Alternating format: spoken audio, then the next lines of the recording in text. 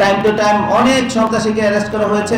হ্যাঁ, তাদেরকে ওই নেটওয়ার্কটাকে ভেঙে দেওয়ার চেষ্টা করা হচ্ছে।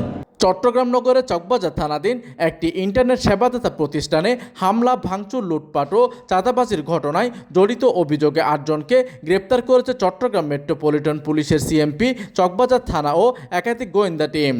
মঙ্গলবার সিএমপির অতিরিক্ত police commissioner crime Mohammad Faisal আহমেদের ব্রিফিংয়ে জানানো হয়, গত 13 জুলাই চকবাজারে একটি ইন্টারনেট সেবাদাতা প্রতিষ্ঠানে সংঘবদ্ধভাবে হামলা চালিয়ে ব্যাপক ভাঙচুর, লুটপাট এবং চাঁদা দাবির ঘটনা ঘটে।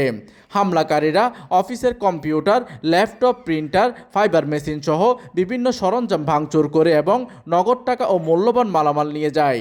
এতে প্রতিষ্ঠানে বড় অঙ্কের আর্থিক ক্ষতি হয়। ঘটনার পর দায়ের করা মামলার ভিত্তিতে অভিযান চালিয়ে 8 জনকে গ্রেপ্তার করা হয়। তাদের আদালতে সোপর্দ করা হয়েছে। এদিকে পুলিশের দাবি, এই ঘটনায় জড়িত অন্য আসামিদের শনাক্ত ও গ্রেপ্তারের অভিযান অব্যাহত রয়েছে। পুলিশ আরও জানায়, গ্রেপ্তার হওয়া কয়েকজনের বিরুদ্ধে চাঁদাবাজি, মাদক অস্ত্র ও মারামারি সহ একাধিক মামলা রয়েছে।